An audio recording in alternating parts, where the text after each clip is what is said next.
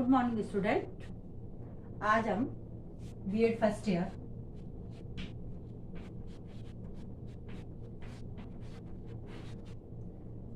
अधिगम और शिक्षण में हमारा जो फर्स्ट ईयर में थर्ड पेपर है,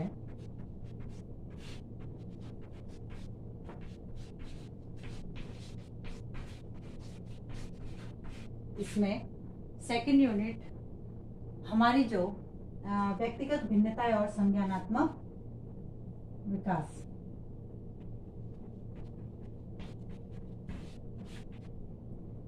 इसके अंतर्गत आज का हमारा टॉपिक है व्यक्तिक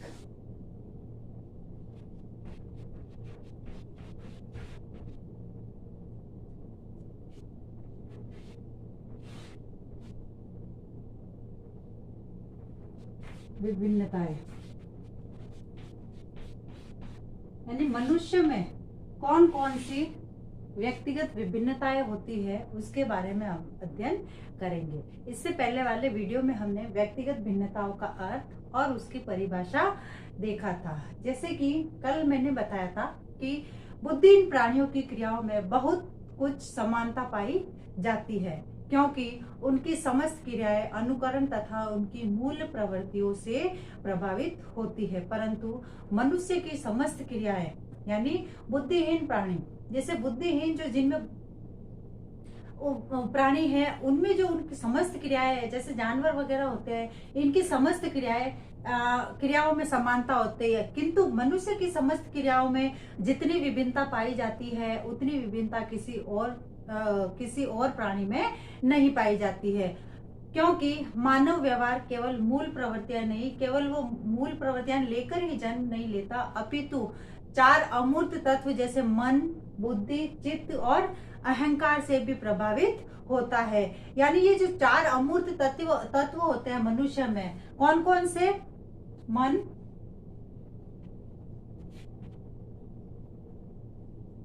बुद्धि, चित्त और अहंकार। ये जो चार तत्व होते हैं, इन चार तत्वों से प्रभावित होती है मानव की व्यक्तिगत भिन्नता। इस दृष्टि से यदि देखा जाए तो बालकों में निम्नलिखित जो व्यक्तिगत भिन्नताएं पाई जाती है, इसमें सबसे पहले है व्यक्तिगत भिन्नताओं के अंतर्गत सबसे पहली है शारीरिक विभिन्नताएं। शारीरिक विभिन्नताएं प्रत्येक व्यक्ति की शारीरिक विभिन्नता अलग अलग होती है। यानी जैसे यदि देखा जाए तो बालक बालिका में जो उनकी आयु है, वजन है, शारीरिक कद है, उनकी बनावट को लेकर, उनको रंग को लेकर, उनकी लंबाई को लेकर, उनकी चौड़ाई को लेकर, इस प्रकार की दृष्टि से यदि देखा जाए तो इनमें शारीरिक भिन्नताएं पाई जाती है, और इन सब को हम लिंगीय भेद से अलग न लेकर शारीरिक भेदों के अंतर्गत ही ले सकते हैं।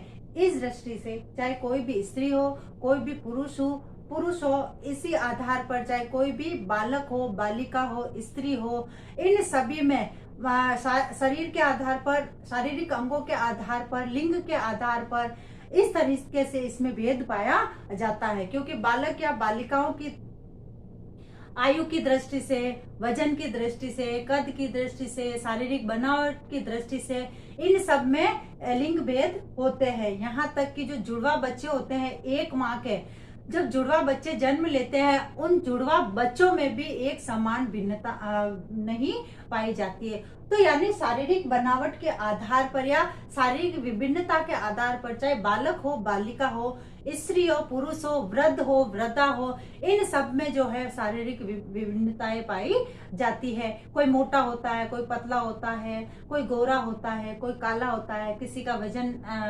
ज्यादा होता है, किसी का कम होता है, कोई दुबला होता है। इस तरीके की मनुष्य में शारीरिक विभिन्नताएं पाई जाती है। अब है बौद्धिक विभिन्नता।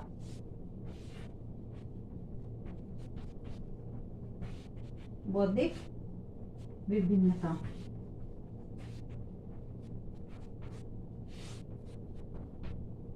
अब जैसे शारीरिक विभिन्नताएं होती है, उसी प्रकार से मनुष्य में बौद्धिक विभिन्नता भी होती है। यानी बौद्धिक दृष्टि से भी सभी व्यक्ति है जो है वो समान नहीं होते हैं। एक ही माता पिता के सभी बच्चे, यहाँ तक कि जुड़वा बच्चे भी बौद्धिक रूप से समान नहीं हो पाते। एक माता पिता की जितनी भी संतान है, चाहे एक हो, दो हो या चार हो, उन सबकी बौद्धिक विभिन्नता भी अलग अलग होती है, उन सबकी बुद्धि भी अलग अलग होती है। कोई तेज बुद्धि का होता है, कोई मंद बुद्धि का होता है। इस प्रकार से उनकी बौद्धिक विभिन्नता अलग अलग होती है। और एक ही माँ के जुड़वा बच्चे, उन दोनों की बौद्धिक क्षमता भी अलग अलग होती है। कोई मंद बुद्धि का होता है तो कोई सामान्य बुद्धि का, और कोई बौद्धिक दृष्टि से अधिक प्रखर होता है, कोई जल्दी सीख लेता है, कोई किसी बात को सीखने में अधिक टाइम लगाता है। इस प्रकार से मनुष्य में या बालक बालिका में बौद्धिक बुद्धि के आधार पर विभिन्नता पाई जाती है। फिर है सामाजिक विभिन्नताएं।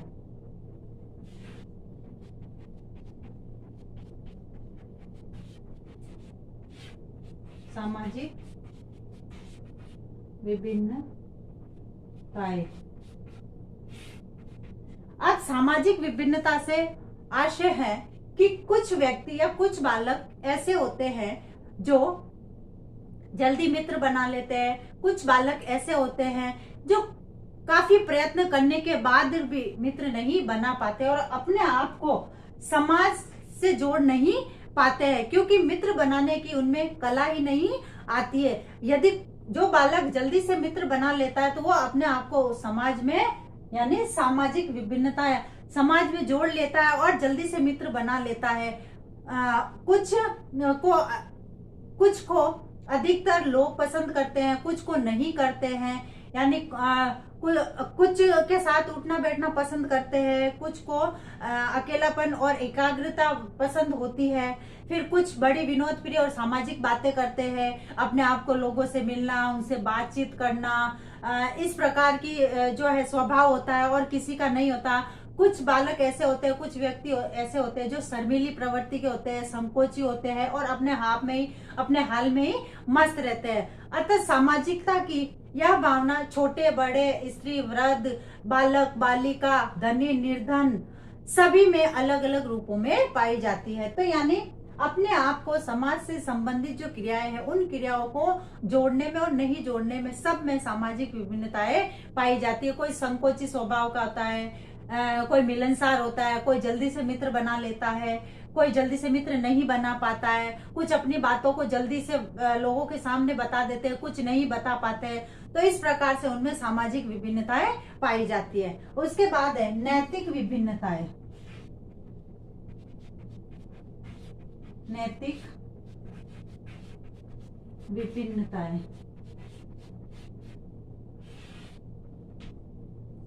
अब नैतिक विभिन्नताओं के आधार पर, नैतिक विभिन्नता का मूल आधार जो है अच्छाई और बुराई से होता है। परंतु अच्छाई और बुराई दोनों ही परिस्थिति के जो है, दोनों ही परिस्थिति के अनुसार दोनों शब्द है। जो बात किसी व्यक्ति या बालक को अच्छी लगती है, वही बात हो सकता है कि दूसरे व्यक्ति को बुरी लग जाए। और नैतिकता एवं अनैतिकता की मोटी पहचान यही हो सकती है कि जो हम दूसरों के हित की परवाह करके और निस्वार्थ भाव से जिसके लिए हम कार्य करते हैं, वही हमारी नैतिकता की पहचान बताता है। और निस्वार्थ होकर स्वार्थ सिद्धि के लिए करते हैं, सामान्यता वही। यानी कुछ व्यक्ति ऐसे होते हैं जो अपने ही स्वार्थ में दूसरों का अहित कर देते, तो वह उनकी नैतिकता और अनैतिकता की पहचान कराती है। जो और जबकि कार्य के परहित की दृष्टि से किए जाने वाले नैतिकता में आते हैं। और वो कार्य जो बिना किसी हित की या बिना अपने परहित यानी दूसरों के हित के लिए जो कार्य किए जाते हैं, वह नैतिकता के अंतर्गत आते हैं। यानी इसमें हमारा कोई स्वार्थ नहीं होता, बिना स्वार्थ के किसी भी कार्य को करना नैतिकता की पहचान है। और हम वही कार्य अपने स्वार्थ के लिए करते हैं तो वह हमारी अनैतिकता को दर्शाते हैं। यानी उसमें उस कार्य को करने में हमारा कोई न कोई कार्य या हमारा कोई न कोई स्वार्थ सिद्ध होता है। उसके बाद आता है सांस्कृतिक विभिन्नताएं।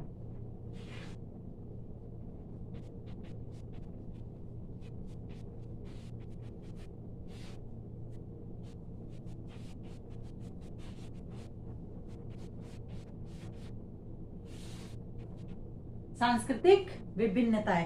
अब सांस्कृतिक विभिन्नता के अंतर्गत जैसे प्रत्येक देश की एक विशेष संस्कृति होती है।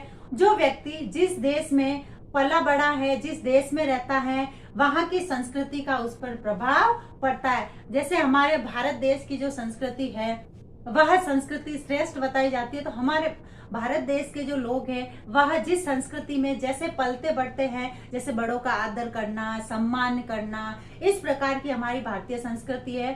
तो हम जैसा देखते हैं वैसा ही सीखते हैं। इसी प्रकार से हम जैसी संस्कृति में रहेंगे उस संस्कृति में उसी संस्कृति का प्रभाव पड़ेगा। यानी जिस माहौल में रहेंगे, जिस वातावरण में रहेंगे, उसी के अकॉर्डिंग व्यक्ति पर प्रभाव पड़ता है। और प्रत्येक व्यक्ति में अपनी अपनी संस्कृति को लेकर सांस्कृतिक विभिन्नताएं पाई जाती है।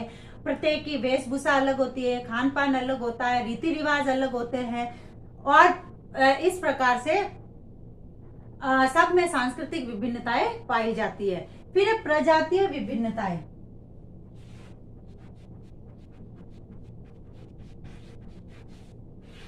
प्रजातीय विभिन्नताएं।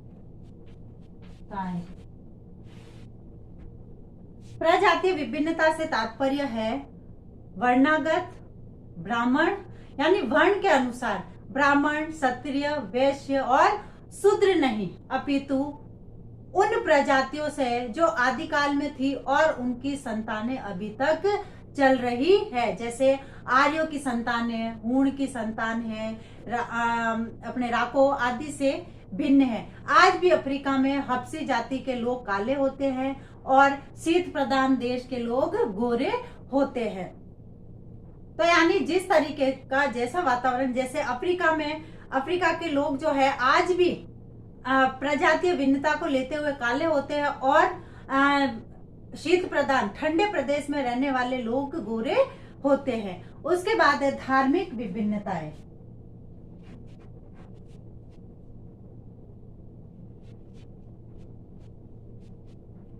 धार्मिक विभिन्नता यानी धर्म के अनुसार जो व्यक्ति में विभिन्नता पाई जाती है। धर्म से आशय है संप्रदाय से।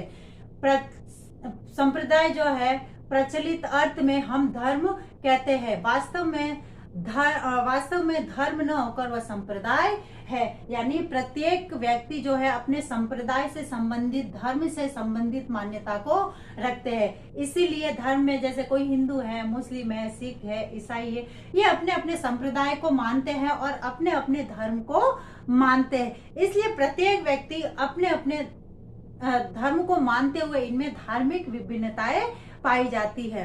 इस प्रकार से हम कह सकते हैं कि व्यक्ति में कई प्रकार की शारीरिक विभिन्नताएं, बौद्धिक स्तर पर, सामाजिक विभिन्नताएं, नैतिक स्तर पर, सांस्कृतिक स्तर पर, प्रजाति और धार्मिक विभिन्नताएं पाई जाती है, जो कि प्रत्येक क्षेत्र में और प्रत्येक व्यक्ति में देखने को मिलती है।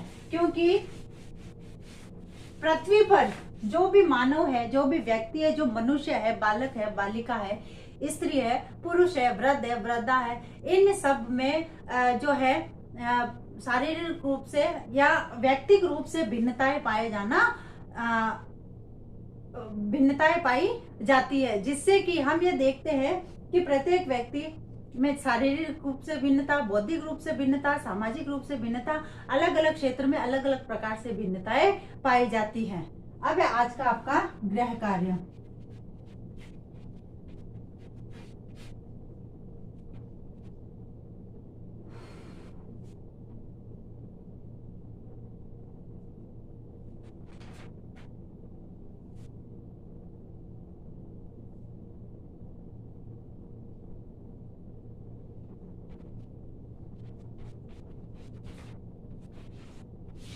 व्यक्तिक विभिन्नता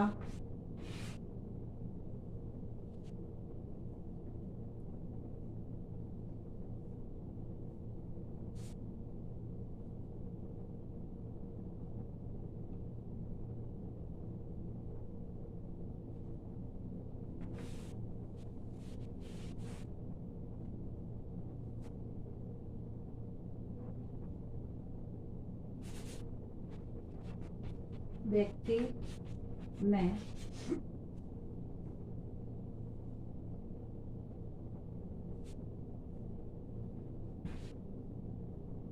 विभिन्नता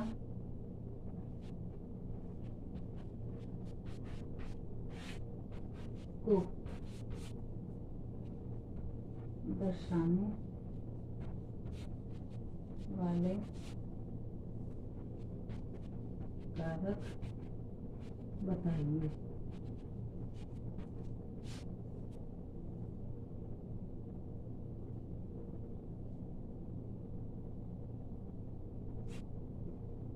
व्यक्ति में विभिन्नता को दर्शाने वाले कारक बताइए, यानी व्यक्ति में व्यक्तिगत भिन्नताएं कौन कौन सी है, किन क्षेत्रों में होती है, उनको बताइए।